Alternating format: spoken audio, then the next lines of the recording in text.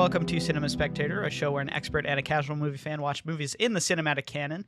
Today's film, we watched The Good, the Bad, and the Ugly, directed by Sergio Leone, starring Clint Eastwood, Lee Van Cleef, and Eli Wallach. My name is Cameron Tuttle, and I'm joined with Isaac Ransom. Isaac, how are you doing? I'm very well. That's all I'm just gonna leave it at that. Yeah, I'm good. How about you, Cameron? I mean, besides the fact that it's like stupidly hot here in San Jose, I'm extra sweaty on the camera right now, but I just am allergic to heat. I think I'm supposed to be with my Nordic ancestors or something in very cold weather. But how about you? How's life? Dude, it's been a insane week this week. I actually, if I told you the story, it would probably take the length of this episode, so I'm gonna skip it. But yeah, it was wild. It was wild this week. So, you know, I had car problems in Yosemite. Oh, come on. You got to get into this a little bit, right? You can't just tease the audience. Come on. I guess so. I mean, yeah, it was, so right now I'm doing wedding videos, primarily, and I had a wedding in Yosemite. My car broke down on the way to Yosemite, and it was a whole trek to get back to to civilization. I literally broke down in the middle of it, just grass. It's a highway and just grass around me. There's no town, no nothing. Like, it was in the middle of nowhere. So I had to get my car towed to like the nearest city, which was Merced, and then I had to, which Merced, not even really a city, but whatever. They have a Hyundai dealership, and they told me the problem, and then we actually drove the car back. We put it on an auto transport from U-Haul and drove the car back to San Jose, and I fixed it with my own two hands. Whoa! So it was a real mess. It took me like 4 days to get it all sorted, and then the next day I had another shoot in like the North Bay. So wow, yeah, and then this yesterday I had another shoot. So it's been honestly just like a whirlwind. I literally didn't wake up until 11 today because I was so sleep deprived and exhausted. Yeah, sometimes you just need those periods to kind of relax and just, you know, recover from the busy. Yeah, I don't know what it was. This last week for me too was pretty just hectic, like a lot of drama, family drama stuff. And it just kept getting crazier. Like Jules and I, my girlfriend, we received some news that like some of our close friends that we see a lot, they were like married, but then like I guess they're just broken up, and it like came out of left field. So there's like a little bit of like strange mourning with that, and then there's all this chaos at her house, and it's hot, and then it's been kind of wild, and we had to postpone this episode, so you'll be hearing this late Monday night. We're recording it, so thank you guys for the flexibility. Of course, I felt bad for having to push it off, but there's just been so much going on that I think it was important that we just took a second. We have a lot of stuff going on. We know you got a lot going on, so hopefully you'll enjoy this either late tonight or on your commute Tuesday. But yeah, we appreciate the patience.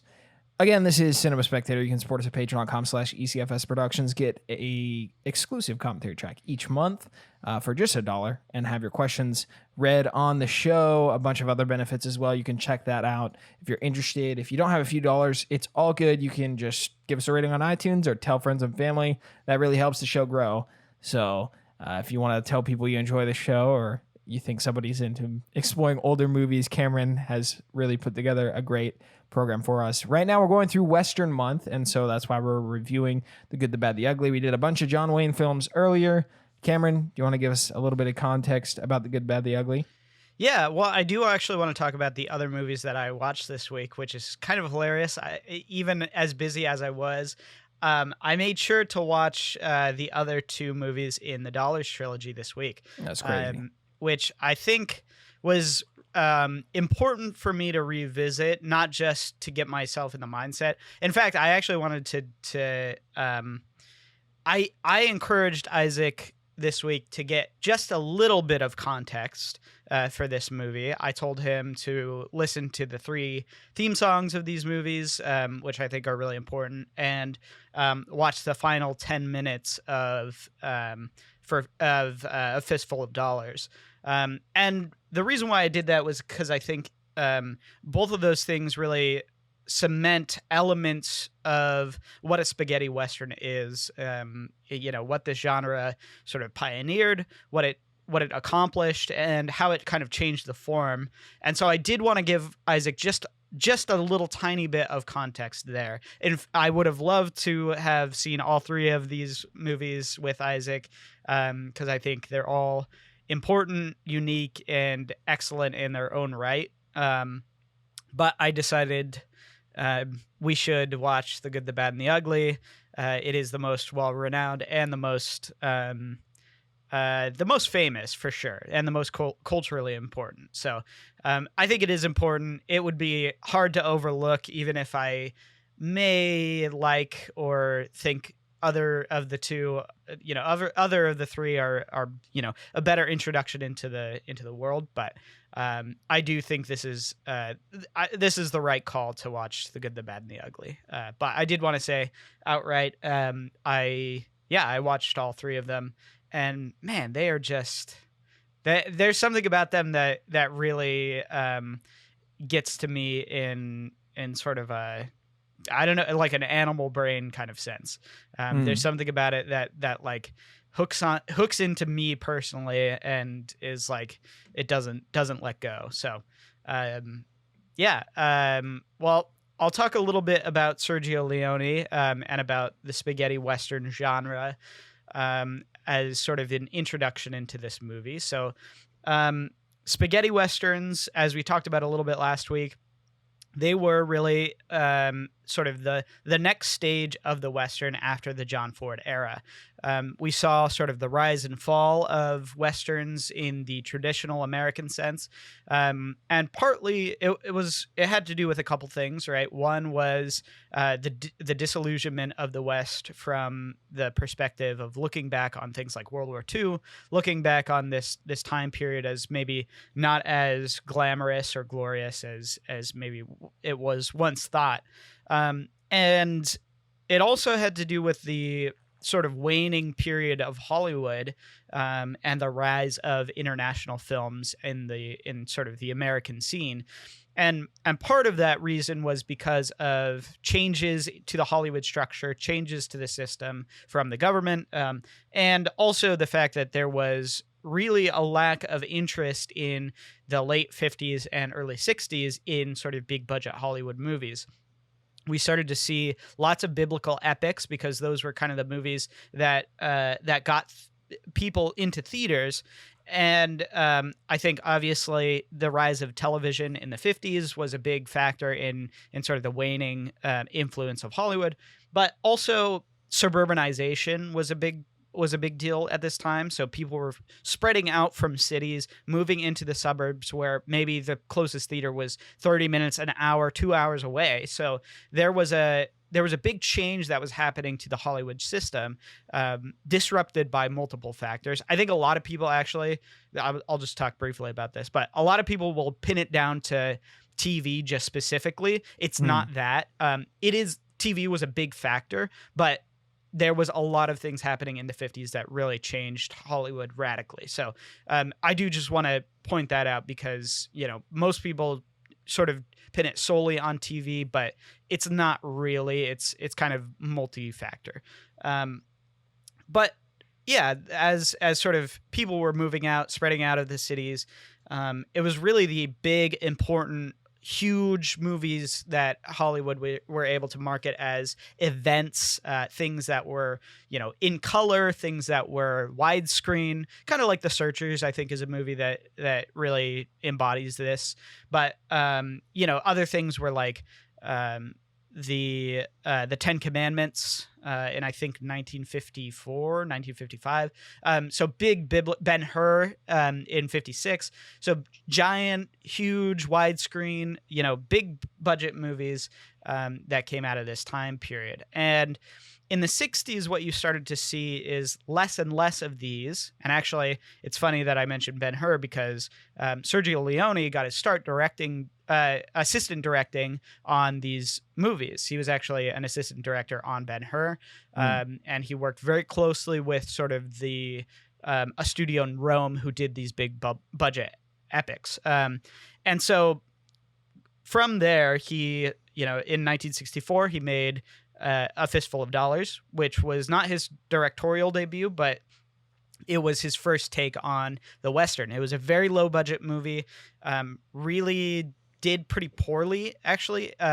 It did really well in Italy, and then it was imported into America a couple of years later, where it got really mixed criticism from the critics. Obviously, looking back, it's beloved and very well known and sort of well cited. But as his first foray, it was a really low budget movie. You can kind of tell. And then he did For a Few Dollars More the next year, and The Good, the Bad, and the Ugly the year after that. So he actually made these three movies in a span of 3 years. They weren't actually supposed to be related at all, which is kind of funny because obviously I think The Good, the Bad, and the Ugly probably was the one that you could say like maybe was related the most, because I guess not really a spoiler, but by the end he acquires his signature poncho and his signature hat. But really they're very loosely tied in, and I would say more than anything, the world is what's related, not necessarily the characters. Maybe Clint Eastwood is kind of the same character throughout, but I kind of don't really think so. I think probably Leone's intention was that he was playing with like a toolbox of characters and putting them in different scenarios. So the world is what's important, not necessarily the strict storylines. And I think one way you can look at these movies is as legends of the West, legends of these characters. And I think that kind of makes sense, in the whole context of things. I guess that's my primer a little bit. Did I neglect anything? Is there anything you want clarification of? Because I think we should go into sort of, the details of the movie, I guess. Sure. I mean, we can get into the plot here in just a moment. I guess I have a couple questions about what a spaghetti Western is, because, I think most people understand that there's the context of America becoming disinterested in the Western, so they move them for like budget purposes. But like, how did that genre evolve in Italy, right? Like, how did it like is this the best version of spaghetti Westerns, or was there like an explosion of more spaghetti Westerns after these films, or before or during? Like, what? Yeah, so that's a great question. The spaghetti Western is really defined by a Western that's made in Italy. So, in a lot of senses, the spaghetti Western has kind of a very loose definition. It could be usually it's set in America, obviously, but, with Italian actors and whatever else. And I would say A Fistful of Dollars is the movie that actually really pioneered those movies. It's a movie that kicked off a bunch of spin-offs. I think Django is an example of it. There's a couple different ones, but really the spaghetti Westerns that people go back to are and think about pretty often are the Dollars trilogy. So Fistful of Dollars, A Few Dollars More, The Good, the Bad, and the Ugly. Once Upon a Time in the West, which is another Sergio Leone movie. And, a couple more that were Leone led, like Duck You Sucker. But I think those four are kind of the key spaghetti westerns in the canon. There are more examples, but usually lower budget, usually a lot less looked back upon fondly. But the influence of spaghetti western is, I think, what most people talk about and are mentioning when it comes to what a spaghetti western is. And these 4 movies that Leone made were really what people go back to as sort of the evolution of the Western genre. Much darker, much more violent, much more morally ambiguous, as in not really any good guys, not really any everybody's kind of a bad guy. The good guy is the person who you identify the most, which, the hero is only the hero because he's not as bad as the other guys, basically. Right. And so that's kind of the European cynicism from from Leone and from his background, as sort of a European filmmaker. That was what the influence of spaghetti westerns ended up becoming. But yeah, I think those 4 movies are pretty much what people are talking about when they talk about the spaghetti westerns. Yeah, you can tell pretty instantly when you start watching the film that it's not a normal Western movie, at least compared to the ones that we've watched already. And it was kind of off-putting at first, but I like the word you used, Cameron. You said it's almost like a perspective of legend. There's some sort of like just persona around these characters that are on screen that just it feels very much like someone is storytelling in an elaborate and kind of crazy way, and the filmmaking comes alongside that as well. I think that I understand the genre better now that I've seen one, because I have the American westerns to compare it to, and I can understand, I think, maybe where some of the love for spaghetti westerns comes about. It feels more wild and experimental in a way. And like genuinely exciting, but there's also like a swagger that doesn't care what you think of it as well. Like there's like this energy around it. Cause I was texting when I was watching, I was like, I've never seen anything like this, where they spend so much time showing off how cool the movie is, or at least what the filmmakers think is cool. And in a way, it's like fake it till you make it. It ends up being like really engaging and very, very cool, right? As they continue to just zoom in on people's eyes, and there's so many like wild cuts between the hands about to touch the guns and all that stuff. It's like it brings a new life that the Western genre I haven't seen has. As a matter of fact, I don't mean like this is a difficult thought, but I wanted to share it because it was how I felt. I'm gonna bring up a video game maker named Hideo Kojima, and most people that know Kojima's games know that he has like an obsession with like American military, like action media, whatever that is, right?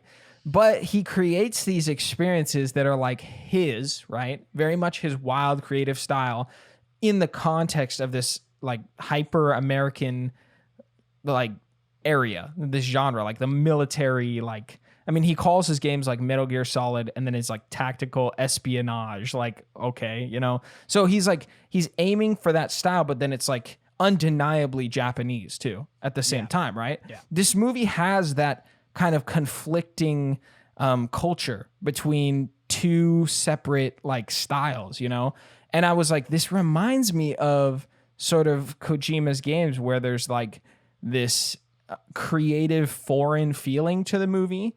But it works somehow, right? Like it's almost like each individual character, the good, the bad, and the ugly, are like these untouchable. Like I was thinking, I'm like, they're kind of like those super powerful anime characters to a certain degree. Like I was like, wow, this is really different, Like and yet there's still complexity. It's approaching it in a way that most American film does not, right? And I actually found it to be like, I mean, it's flexing its guns, and it totally like finishes the landing in my perspective. Cameron, I know I'm kind of like giving a little bit of my thoughts as I'm also trying to interpret like what the spaghetti western is, but should we give like some context of the plot and how it follows or where it goes with it? Yeah, I mean, I will say that if you kind of just like recount the plot of this movie, it's not really anything special Right. necessarily. And I think it would almost behoove us to say like, before we just talk about anything, like just go watch it. Like it's not. I think first of all, one thing we should point out is that it's 3 hours long, so it's a pretty long movie. It's considered an epic. It's one of these movies that you really have to kind of spend a lot of time, diving into. But I would say you're not gonna understand what we're talking about until you've seen it. And frankly, this is a movie that I think is on not just mine, but everybody's need to watch list, basically. 100%, yeah. It's a movie that I think people know visually, know the theme song to. They understand the Mexican standoff. Like it's a movie that has defined culture for the past 60 plus years.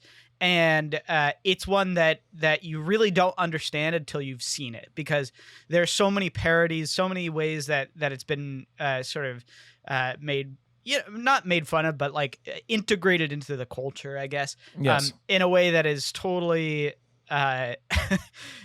it's almost like you don't believe it until you see it. Let me give you a perfect example, honestly, because I was just like jaw dropped. The score in this film is incredible. It's just amazing. I literally listened to it after watching the film, which I don't do with a lot of movies, but I like listen through a majority of the score. Now there's a track called Ecstasy of Gold, which most people know without even knowing that they know it, right? Yep. I would say, first of all, before you go into this, I would say it's the greatest the greatest film score ever written. So it's the greatest composed song for a film that's ever been written. That song's my goodness. So not only was it incredible to see its original use, I think I want to put that out there first, but I was just in awe of how I recognized the song. And also its implementation with the movie itself.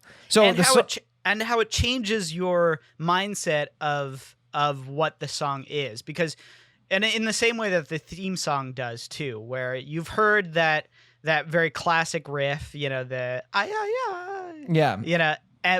but when it's implemented in the movie and when you hear it, in the movie, it totally revises anything that you've ever thought before hearing and seeing it implemented. So. I could not agree with you more. The song and it's obnoxious, but to see it with the opening of this film is just, you're like, I'm in.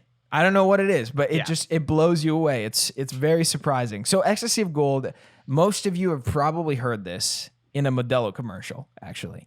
And I like an Audi commercial, or the opener for Metallica. They do it all the every concert. So. My context was a Modelo commercial, right? And so I'm sitting there like, why is the Modelo commercial music playing right now? And then it clicked for me, like, no, wait, this is what all these ads have been chasing, Yeah. And it's my mind was just blown there for a second, because I'm like, this is the climax of the film. The reason I want to get into plot, Cameron, even if it's oversimplified, because there's so much to dig in with this movie, but it essentially follows three gunslinger, for lack of a better term, but like they're like kind of these untouchable legends, right? And they are kind of they fall upon some information where they're questing to find this, pot of gold that's buried in a grave.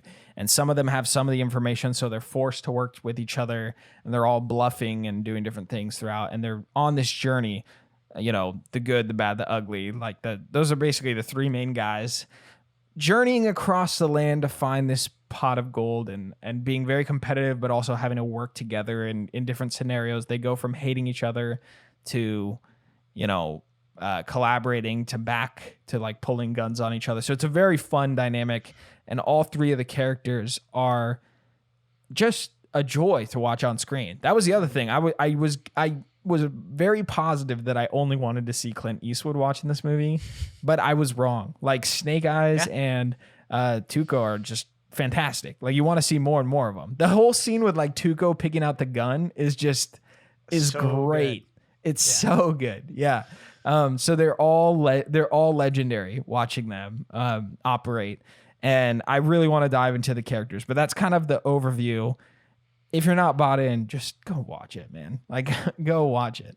I like what you're saying, Cameron, about the cultural significance of this film, even beyond its score. Like the moments that are going to happen in a way that you don't really expect, And I think like this film subverted my expectation, because you think of this movie and in my mind, I'm like, this is the Western, like period, this is the Western, but it's actually very not the Western, like that's what was so weird watching it. And that made me buy into it even more, because I was like, I'm going to watch another cowboy movie. And instead I get this wild, creative, like thing with sort of I just can't get away from that word. Like it's a legend. It is like a legend movie, It's super stylized.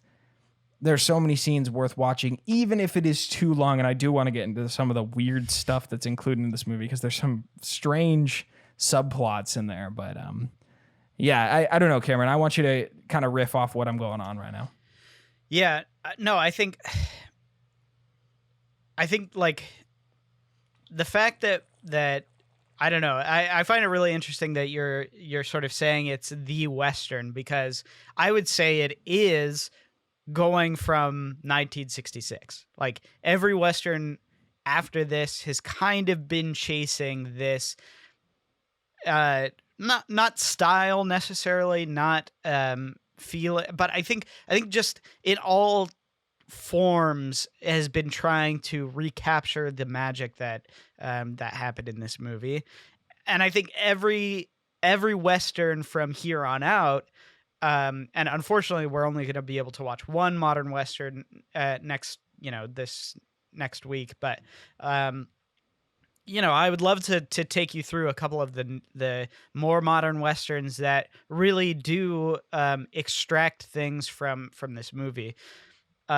It's kind of fascinating that a movie like this is so ingrained in our subconscious. Like, I don't know.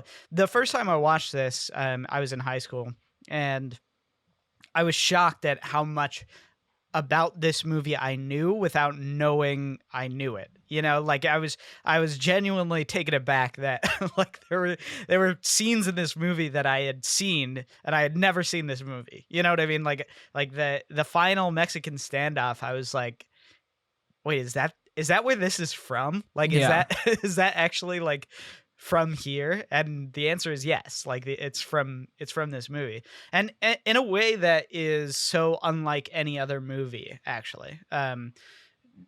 We've seen so many movies that are influences for other movies, and we talk about that kind of briefly on the show. We'll be like, oh, the Great Train Robbery, there's that last shot where he turns the camera, and that influences Goodfellas, and so like we mention that every now and then. But I think this movie is the best example of that sort of mindset of, I think every filmmaker from after this point is trying to be Sergio Leone in a lot of ways. Maybe not directly from his style, but I think I think, like you said, the sort of coolness, the legendary element of his movies, like he brought something to the table um that was never there before, that didn't exist before in at very least the American film scene. And after this, I think you will see a clear shift in the filmmakers' mindsets of where things are going to go next. And I think we've actually already seen it. You know, when we talked about Scorsese, like he's a really important figure the um in the pushing of cinema to sort of reflect these maybe more I don't know, reflect more international ideas, reflect more sort of uh taking influences from that aren't just like classic American Hollywood cinema. And I think Leone is like obviously a clear example for Scorsese. So I think this movie in particular is very, very important in that it it you can see the influence that it's had. You know, if you've watched any movie, literally, I think almost any movie, if you've seen, anything from Scorsese, if you've seen anything from Tarantino, if you've seen anything from sort of the big name working directors right now, they are inspired by The Good, the Bad, and the Ugly, and Leone in general. So I found that this movie had something that I don't expect to find in old movies, and I'm always excited to see in old movies. And that's sort of like the big reveal, right? When we watch The Apartment, and even Witness for the Prosecution, those movies are leading up to one great big reveal that is edge of your seat exciting, right? And even a lot of these Westerns, I think, have a pretty linear like destination or objective in them, and you're waiting for it to come forward, right? I think what's so off-putting but engaging in this film is that so many of the scenes are working around small reveals that are like have you on the edge of your seat ready to like see what happens next. And that's just, for me, like as a lazy modern like movie watcher, right? That sort of experience in an old movie like this like had me just thrilled to watch all 3 hours of it, which most old movies I'm like, okay, like I can't do this, right? But like for someone that kind of has ADHD, the opening scene, right? It's lingering forever on these three figures riding horses towards one doorway, right? And you're trying to figure out what's going on. Like one's coming from one direction and two are coming from another direction. They're coming towards each other and you don't know where they're going. And then, oh, they actually know each other. Oh, they're actually going to that door. What's in the door? What are they? Oh, they pull out their guns. Wait, what's about to happen? They barge in and then a guy smashes through the window who you've never seen. And it's like, oh, that's the ugly. And like, boom, in your face. Like that's the reveal. You know what I mean? Like that. Yeah. And you're like, okay, right. And then, it's just like everything is like this tension and release in this movie. And it's all moving up to that final like pot of gold as well. And even when you're there, you have no idea like what's going to happen. It's tension and release. Like, okay, they're digging and then, Blondie shows up or Tuco's digging, right? And Blondie shows up behind him. What's going to happen? Release. He hands the shovel, right? There's those who dig and those who have the gun or whatever. Well, he says that after. He says it later, but yeah. Yeah, and they so now like, okay, but then where's Angel Eyes, right? And so there's always like this tension and release. Like slowly things are revealed, but then like the tension keeps going up and up to the Mexican standoff where you're like, I was like verbally laughing. I was like, what is gonna happen? Like I need to know. Like, and it takes forever too. It's like edging you right there, it's impressive, it's exciting, and like I 100% agree with you, Cameron. Like this is one of those films like you just need to see it once, even if you hate it, and I know why you'd hate it, because there are these, again, like when I was saying it thinks it's cool, like it does, and that can come off negative in some situations. Like there's this entire subplot about the Civil War and like war commentary. I'm like, what is this? Like they spend like 20 minutes on it, and I'm confused about that. And we can dig into that, but yeah, I think like the tension and release, that was like the most modern feeling aspect of it that kept it engaging on top of the crazy style and the legend factor and all that. Like I was just, it's one of those movies that I'm like, boy, I'm really glad I checked that off the list. And it's fun to tell people that I've seen it too, you know? Yeah. Yeah, and it's one that you can say like, "Oh, you haven't seen it? Like you should see it." You know, it's like it's well worth it. Yeah. I think anybody can pick something up. Well, we'll get into it later, I guess. But I do want to talk a little bit about the characters because they're very important in the fact that they don't follow the traditional sort of way that we've seen Westerns address good and bad. And, you know, I do want to say, first off, I think a lot of people are really cavalier when they talk about Westerns being sort of simplistic. You know, Westerns from John Ford, the early period of Westerns being simplistic, you know, they just deal with the good and the bad and, you know, whatever. I think that's not true. I think that's a load of nonsense. I think we've seen that at least, you know, some of the Westerns that we've seen have a lot of complexity to the characters, a lot of interesting commentary about what makes someone good, what makes someone responsible, what makes someone moral. You know, is there a difference between being responsible and being moral? You know, and so like there's totally complexity in those movies. Like I'm sure there are examples that we can point to of, you know, them taking a simple good versus bad, but I really don't think that's ever been the case. I think, you know, I would challenge anybody to come up with sort of a mainstream example of that kind of simplistic motif. I really don't think that's very true at all. Even Stagecoach, which I think is maybe our most simplistic Westerns that we've watched, even that has a lot of intrigue in some of the characters, like the drunken, you know, doctor and whatnot. So I reject the idea wholesale that the Western genre has this track record of being, you know, just good versus bad and, you know, whatever. No, I don't think that's true. But to give that thought some credit, I guess, is there's definitely the case that this takes a much more nuanced idea of, and a much more nuanced perspective on the idea of the good, the bad, and the ugly, or the idea of what makes you a good person. Because Blondie, I think, unequivocally is not a very good person. And, you know, I think purposefully, he's shown killing the most people. He's shown sort of doing very devious things. He's like a scammer. You know? Yeah, he is. And being very kind of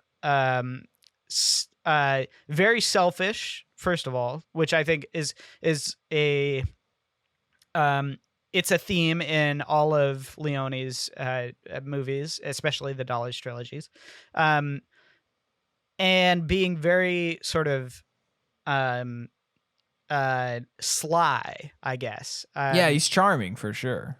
But in a way that like he's not, you can see why he's not bad. You know what I mean? Like, you can see why he's not the bad guy. And in fact, he does have his own moral system, or his own sort of moral code.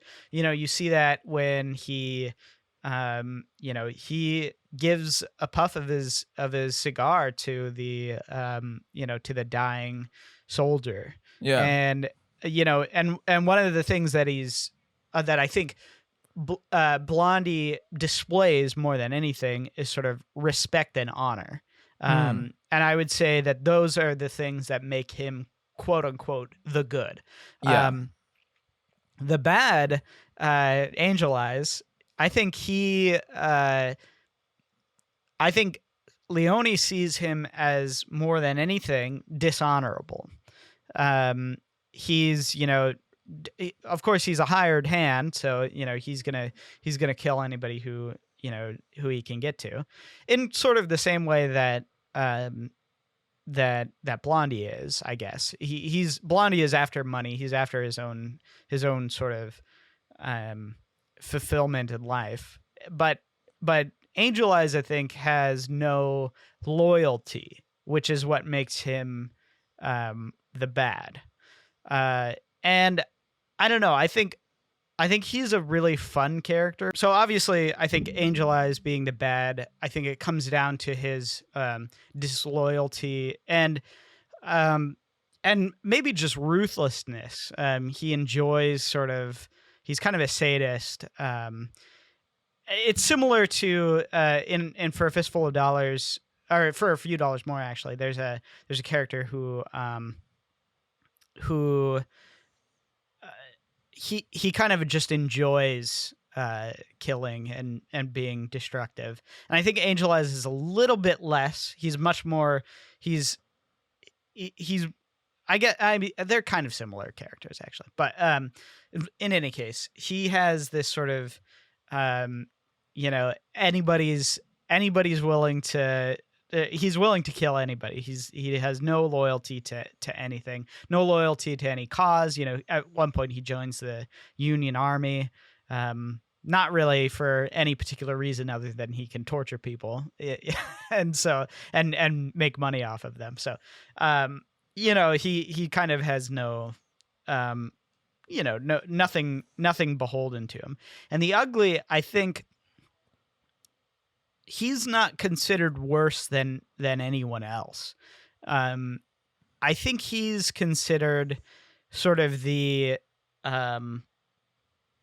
most pure id of them all, I guess. He's the most driven by his sort of pure selfishness and pure intuition.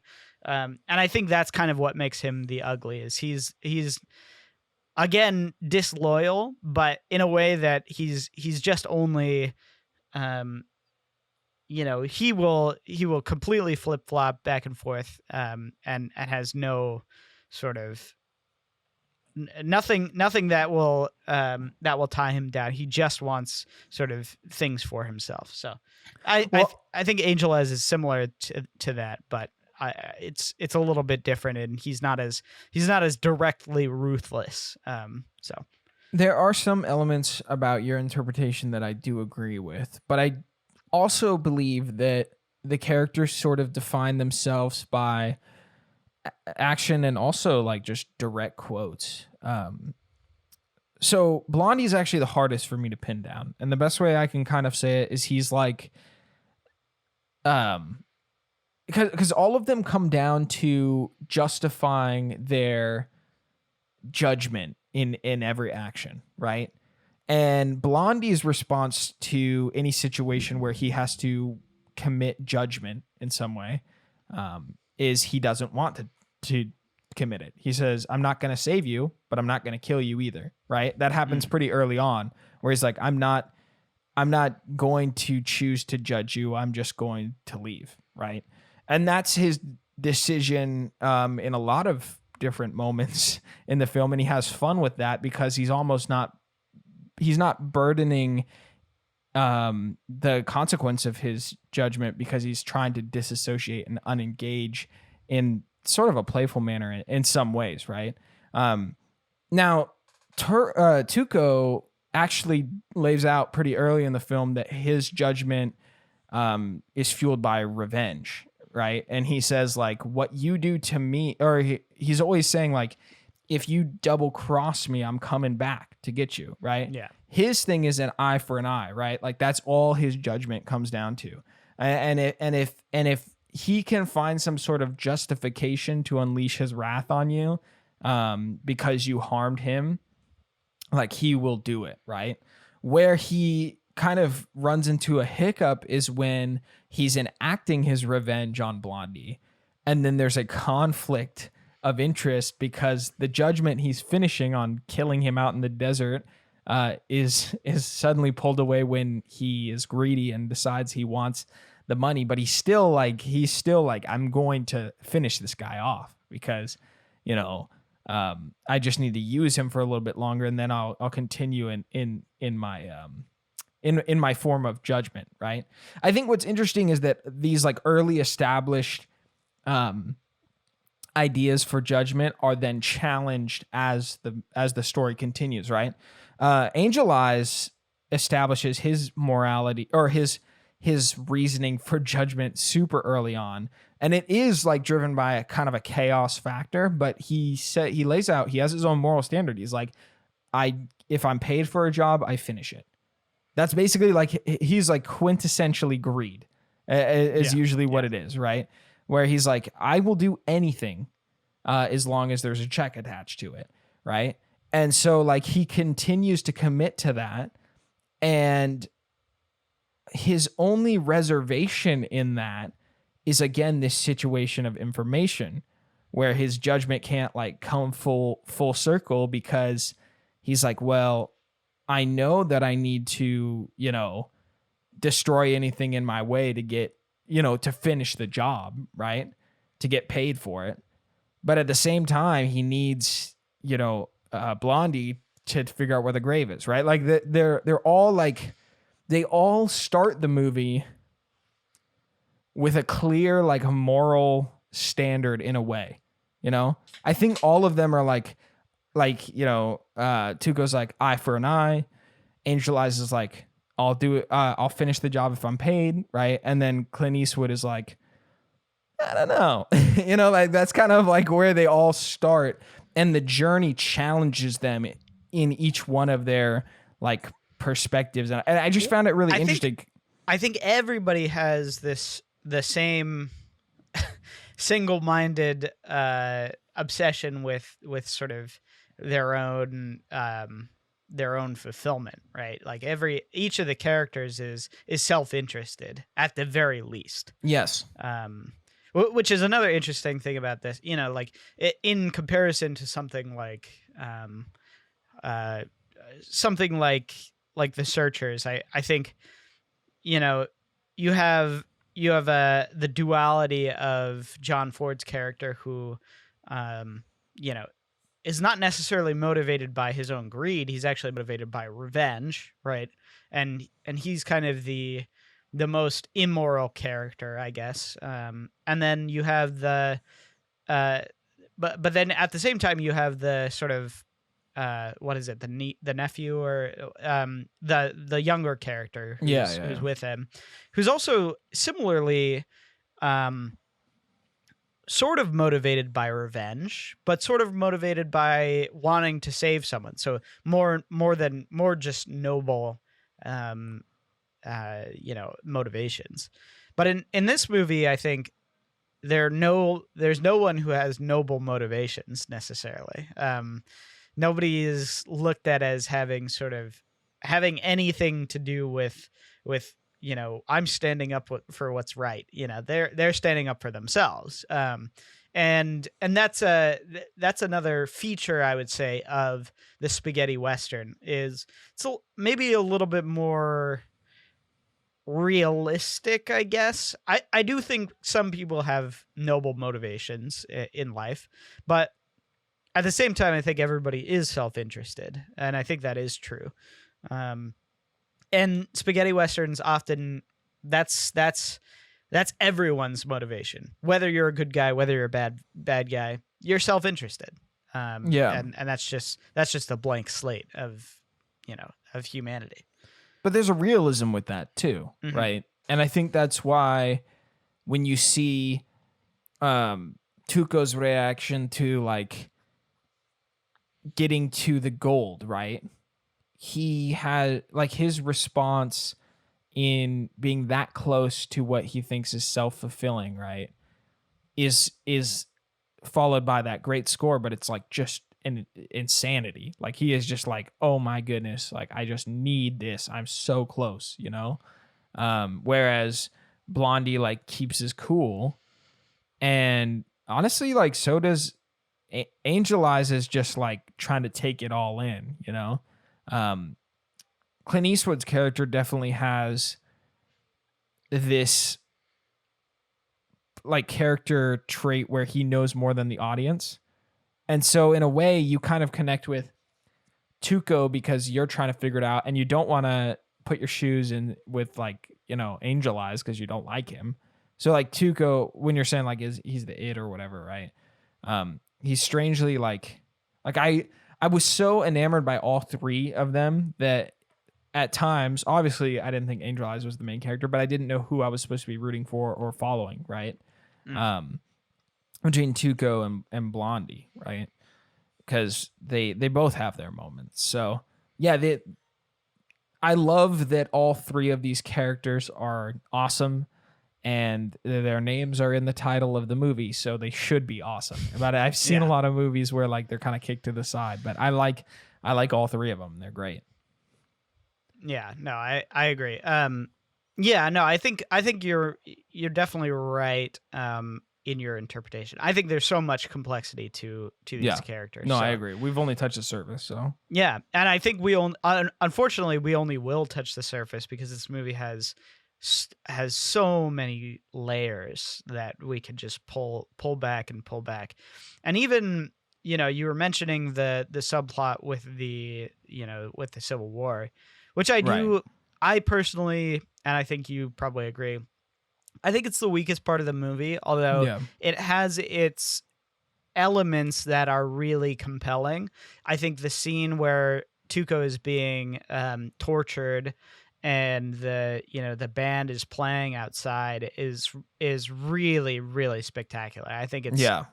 maybe one of the best scenes in the movie, just for the fact that it's again this use of musicality in the environment, musicality in the way that the movie um, is is explaining things to you, and then at the same time there's a duality because there's something very beautiful and very peaceful playing at the same time you're seeing something so brutal.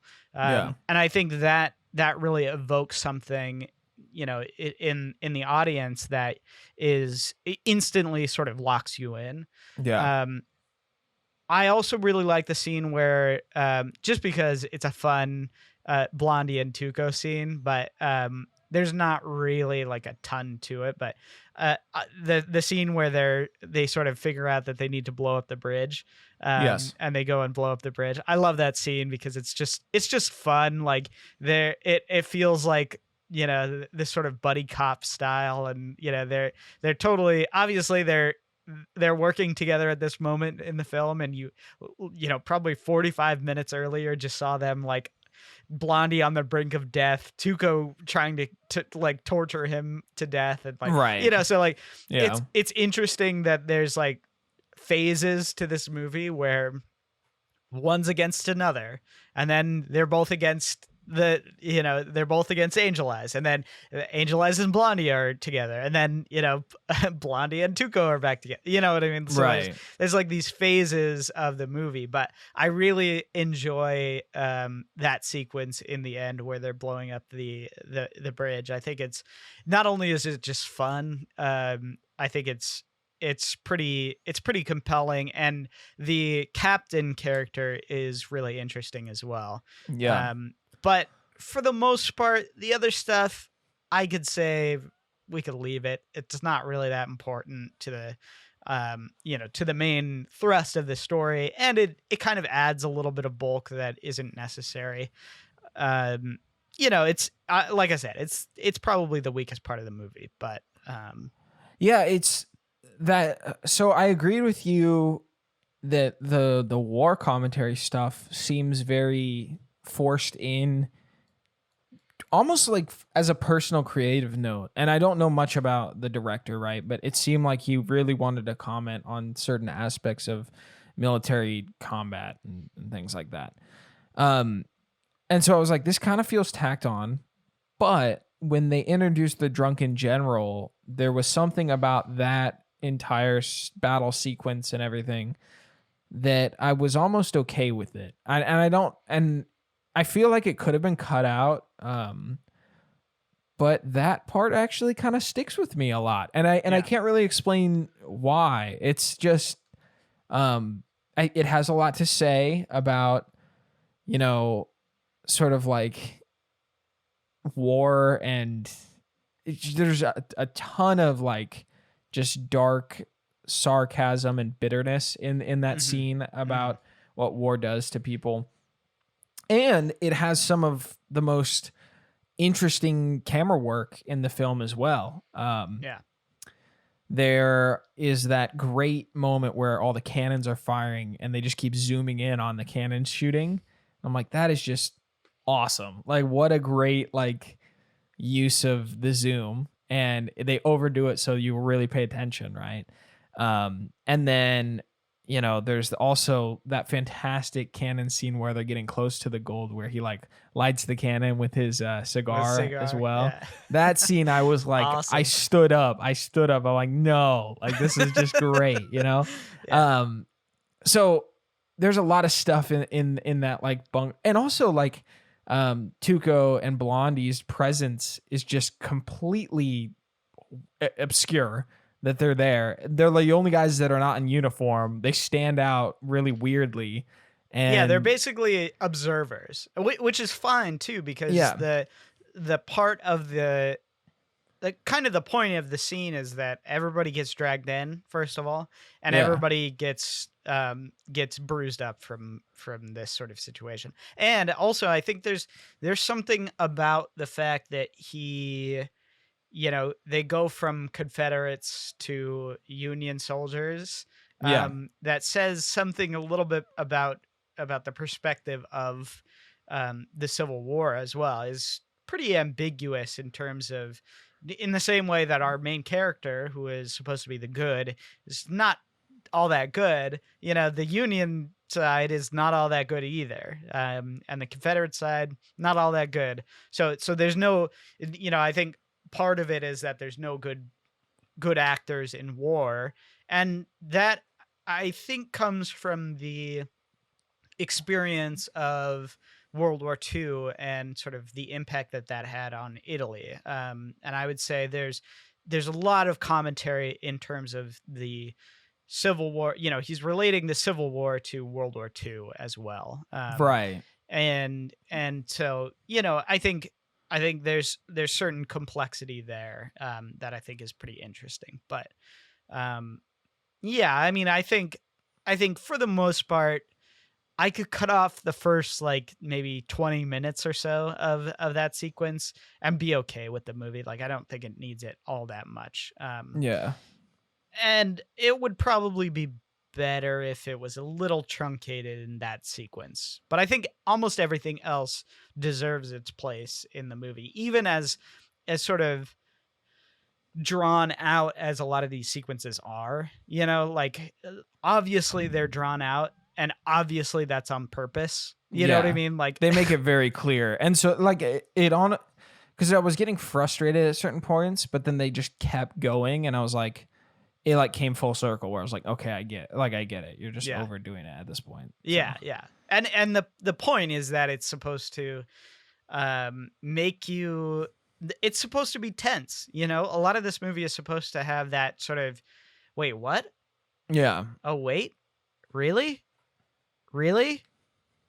Oh, like there's right, this phase of going through sort of the emotions of waiting for something and waiting for something and waiting for something, and then getting that relief. It's yeah, and it's that there's sort of this, it's almost elaborate uh how how just how the moments of this film extend and extend and extend, and you get the sense that it's obviously done for the purpose of making you drag out. And I would say, in the same way that the characters have this sense of wanting something so bad and not getting it and not getting it and not getting it and getting it delayed, and sort of having this delayed gratification, and then at the final moment you and the characters get this sense of relief, with this amazing beautiful score. The final song is just killer. It's so good. I think all of the songs in this movie are really good, but the last two, Ecstasy of Gold and the Trio, I think are just, I mean, They're spectacular. They're so good. Um, I did want to talk a little bit before we wrap up because I think we're probably going a little bit over, but that's okay. It's a long movie. Um, I did want to talk a little bit about sort of what you thought about that scene that I showed you from Fistful of Dollars and sort of the rest of the musical, sort of the musical sense of these movies because I think it's a really important part of this world and this environment. Well, like to me, that scene that I watched at the end of that film was a good introduction to who Clint Eastwood was like becoming at a young age, right? And also it introduced me to Leone's like obviously like the tension and reveal moment, right? Mm-hmm. And the way it just continued to linger, and sort of the benefits of drawing out a scene. I was like, okay, like that was worth it being drawn out, and it was exciting to watch. And so now I know what to kind of expect for the next thing. I didn't really connect Blondie with that character too much, besides the fact that it was Clint Eastwood, and he's a total stud in these movies, man. Like, Yeah. Oh yeah. like really cool. Like I was like, dang, man. Like he's just got this persona that is not.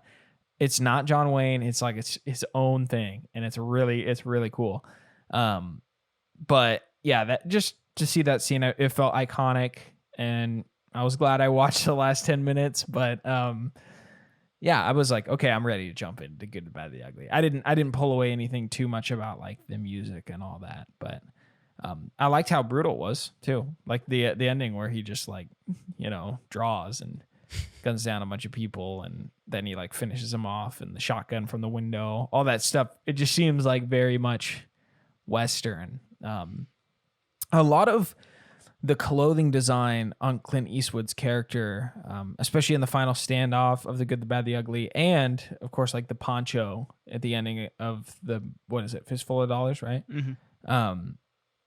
Like that has impacted every single fictional cowboy character that I've seen immensely. Like Yeah. just, I like the first thing I thought of in seeing him with the poncho at the end of The Good, the Bad, the Ugly is there's this game I play called Overwatch, and the quintessential cowboy character, like they just have a bunch of crazy characters in that game. One of them's a cowboy who's named McCree. Like copy paste that outfit, like legit everything about him is just Clint Eastwood, right? And I'm like, Sure. wow, like I didn't realize how important like his attire and look and style is to like sort of that kind of cowboy. It's not the same cowboy as or it's not the same cowboy as John Wayne, but it is a legendary look. And even the sort of, you have that close up and he reveals his face from his hat. Like that's so iconic. And there's so many movies that continue to do that to this day, that it, there's something about that look when you see it where you're like, oh man, like that's so cool. Like, you know what I mean? Yeah, like, dude. Indiana Jones 3 where he gets punched in the rain and then looks up. I mean, there's so much that's been inspired from I think even just the hat from Indiana Jones is kind of a callback to, to this sort of classic, this classic, hat wearing macho man who's kind of suave, who's kind of awesome. And I don't know, I think it's totally influenced from these movies. Yeah. I can't really gush too much more about this movie because it's in some ways I think it's so wonderful and brilliant, but in a way that is incapturable. And I guess what I mean by that is I think it's like right place at the right time. Yeah. There's no way that you could remake this movie. There's no way that you could capture the same sort of magic that Leone captured. And in some ways it makes me kind of sad, but in other ways it doesn't, because you can always go back to this movie and watch it and get things from it and sort of re-experience the feeling. I actually think all three of these movies you could go back to at any point, put on and be just enraptured with um how evocative they are of sort of the essence of the spaghetti western. And I think that's why they're important to this day. I think that's why they're clearly something was captured in, in this time, in these four movies. And it'll never happen again, but I'm kind of glad that we have these as examples of what can be done with film, what can be done with especially just a genre. I don't know. It's I almost feel like this like melancholy watching these movies, because they're so important to me personally as a filmmaker and as someone who loves film.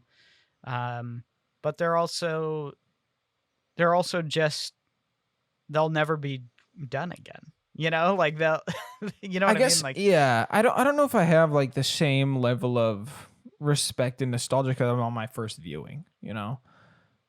What I really pulled away from this was that people need to see this movie. Like, it is timeless, and I think that's where you're feeling like kind of mixed emotions about it, because you're like, nothing like it is going to come about again, but it also stands on its own. And I don't know a lot of old movies that I have to, or that I can recommend, that I like don't have to make some excuses for, And this movie feels like it doesn't need my excuses. The movie thinks it's cool enough, and that's pretty ballsy. And I'm glad that it is as awesome as it is, Again, not a flawless movie, but required viewing for sure. Like, you got to see it. You got to see it once, And my goodness, listen to that soundtrack. If you don't want to watch it all again and you've seen it before, just listen to Ecstasy of Gold one more time and you'll be like, whoa, that is great. Even the last track too, Cameron, that you're mentioning is really good. So I would say all of the music from these three movies are incredible. Ennio Morricone is just, he just has this classic, amazing feel to him. And I think, obviously he inspired Quentin Tarantino. And I think there's something to that where we, as sort of modern viewers, identify with Ennio Morricone music because he's continued to innovate and continued to be in these newer movies. But at the same time, it's just, it's brilliant. Like there's that also is what makes me sad, probably, because he passed away a couple of years ago, and maybe last year, actually. I think he passed away last year. And he's someone who I consider to be basically the top of his craft. I don't think anybody will ever capture the magic that he did. So just bring back the electric guitar. You can get some, like, there's so much like electric guitar in his stuff that I'm proud to say that I love it. Of course, it's awesome. Yeah, get that nice telly bite, and yelling and harmonica, and it's just so cool. And compared to the westerns that we watched already, where there's the sort of these sweeping violin classical scores almost, which you probably don't even remember because they're not that notable or memorable. Right. But this is what sort of turned, I think the music and the style and the aesthetic of this movie is what turned the genre into something completely different. And it's what we remember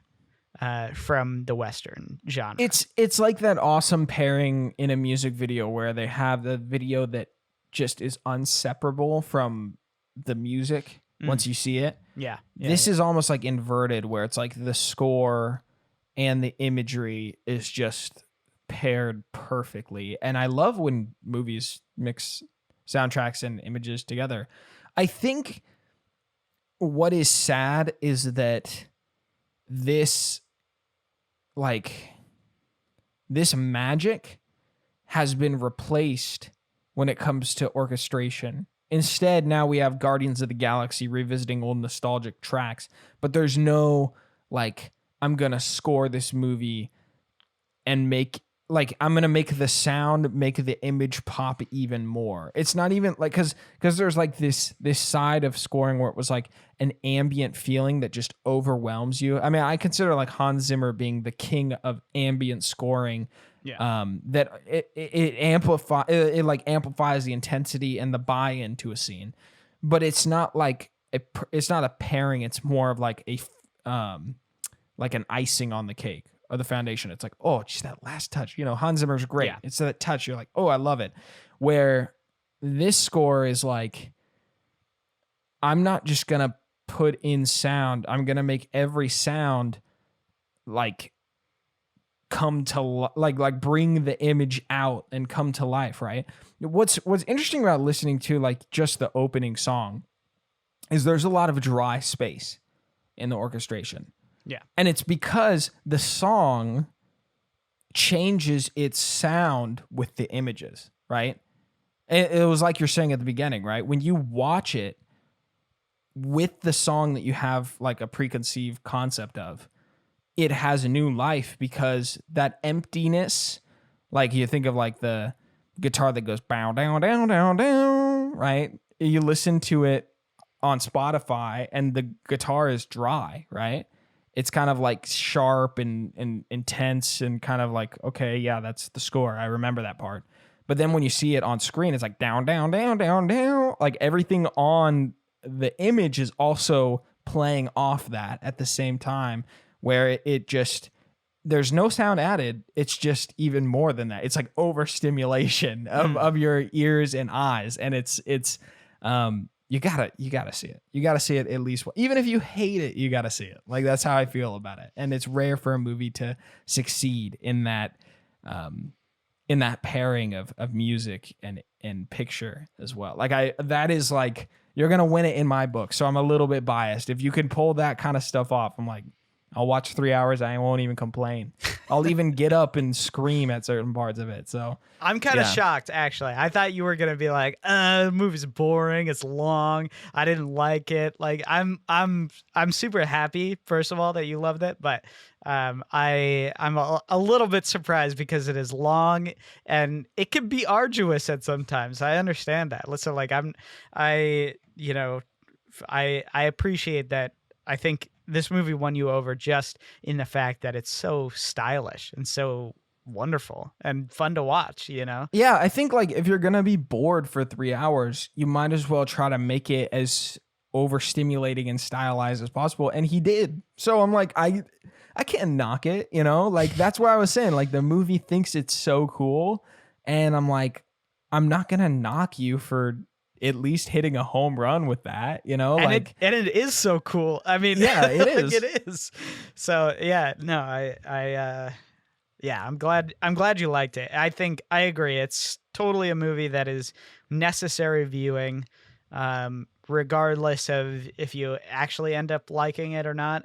It's just one that I think if you miss out on, you're missing out on something that's so important and sort of vital to film language. It's something that has, when at its time, it completely disrupted the how film works, and then to this day, it's been integral in the way that people view and think about films. So. And the other thing I think about when recommending this film is that it is so consumable in like, how do I say this? Like a lot of famous artistic movies, sometimes they require a buy-in, right? You either let go of your expectations so they're subverted, or you experience the movie and you really have to follow the story. You really gotta sink your teeth into the mechanics of how the film's made. Why you got to be interested in these little bits. I feel like this movie can be appreciated at the highest level and enjoyed at the lowest level too. Totally. And that's Totally. like that is what I'm like. That's why I'm like it's obviously for everyone, right? It doesn't even matter if you like it or not. There's some like you could be cooking dinner and put this movie on and find something that you're like that was worth having on during dinner, you know. Or you could sit down there and study every single frame and fall in love with it, you know. So that alone should tell you like the excellence behind this film. And rewatch it again. Like I can already see myself watching this movie a second time and being stunned about how much I forgot about it, yet also how familiar it is. I know we're kind of rambling with that, but I don't know. There's something about it that I'm like, yeah, it's great. And if you like The Good, the Bad, and the Ugly, you should watch the other $2 trilogy. I think all three of them have their positives, and all three of them do have their negatives, obviously, but I think they're all worth watching. They all have influenced something. And I think even just the fact that, Fistful of Dollars is like 90 minutes. It's totally an easy movie to watch. For a few dollars more is like 2 hours. Not as so they're not as much of a buy-in as The Good, the Bad, and the Ugly at 3 hours, but totally worth watching. They're free on Amazon Prime too, so that's another plus. They're just spectacular movies. Great score, great characters, fun all around. I think genuinely, if you enjoy this movie, and also it works out that in the sort of canon of things, it's technically a prequel. It's not really. It's all a bunch of hooey. The story behind that is United Artists wanted to bring all three of these movies over to America, and in order to do that, they sold them as a trilogy. But they were never really intended to be a trilogy, other than the fact that he wears basically the same clothes throughout all three movies. Oh, and we didn't even talk about how it's like overdubbed. Yeah. Well, that's another thing that I was going to ask you about was, did that at all bother you? Because I know that could be a sticking point for some people, but for me, I think that not really. It didn't bother me, but that's where I kind of began to like link that Hideo Kojima example and like sort of the anime comparison. Which I was like, this feels wrong why I'm thinking about these things, but for some reason there's some familiarity in that. I think it has to do with it being more of a it's technically out of the States. It's foreign cinema in a way. So it didn't bother me, honestly. It's just interesting now because like there's certain like Chinese directors coming forward and releasing movies, and there's not overdubs and whatnot. So I think some of it had to come with, with time and things like that. But well, what's funny about these movies specifically is that they were in Italy. They didn't really have good soundproofing in their studios, and especially obviously they didn't have good sound when they were shooting on location. So they overdubbed every single movie. And it wasn't just these movies that were supposed to be in English. They just overdubbed everything. And a lot of this movie was shot in Spain, and so the extras were Spanish or Italian. So they all just spoke their native language. Yeah. You can notice that some of them some of them speak English and some of them don't. And that was kind of confusing, but which is, I mean, it's part of, again, sort of the charm, and it's one of the things that is notable about these movies is people know that these are overdubbed, and there's kind of that aesthetic to it as well. So and also, but it like even adds more to your like earliest example that I keep bringing up of it feeling like a legend, right? Like it's like someone is telling the story through people who are talking. They're overdubbed. It's cool. It is special. It's like it wasn't a blocker for me by any means. So that's good. I thought for sure that was going to be something that you complained about, but I'm glad that it wasn't. Sometimes like if the feeling is right, like I just start excusing things. So I can probably guarantee that someone could watch this movie and just be absolutely great hatred towards it. But I really feel like the style will try to win you over in many ways. And it's one of the very few movies that thinks that it's cool and actually achieves it. Yep. You know, Yep. for the most part, when a movie thinks that it's cool, it's always not, and it always doesn't work. But this movie somehow wins you over and is actually just very cool, like Yeah. regardless. Yeah. You know, like you said, like I love the sequence where he lights the cannon with his cigarette. Like, Oh, I it's love the just weapon. awesome. I love the weapons in this movie. Yeah. Like, they're very, very iconic. The different revolvers and the rifle, like I don't know, like the buffalo rifle that he like shoots. Yeah. Well, I was gonna say even the whole subplot of him and Tuco, trying to get rewards by hanging him multiple times is like awesome. It's so cool. Yeah. I don't know what about it. That's one of the things that I think about all the time. It's like one of the things that has stuck with me about this movie is just like, oh man, remember that movie where, you know, he shoots the middle of the rope so that he can get his friend out of hanging? Like, that's awesome. And that is another thing that comes up in so many Westerns nowadays. Like, so yeah, I don't know. We could gush about this movie for another 2 hours, but I think we should call it because, you know, what's more to say other than go watch it? It's for everybody. Go watch it. It's for everyone. Shot of the film for me was the canon stuff, but there's a ton of great things in this movie. So that's just the one that's on the top of my head right now, but the canon thing did stick with me. Yeah, there's so much amazing iconography in this movie. For me, I think probably just how iconic it is. The last fight scene. So good. Every shot in that is just incredible. Like, I don't know what it is, but every time I watch it, I'm just hooked. I'm hooked. Yeah. For every shot.